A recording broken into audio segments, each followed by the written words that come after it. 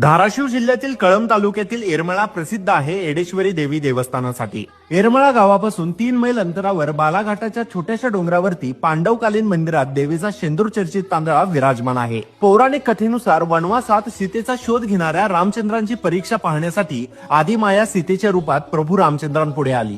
तिला पाहताच प्रभू रामांनी तिला ओळखून आई तू वेडी आहेस का असे विचारले।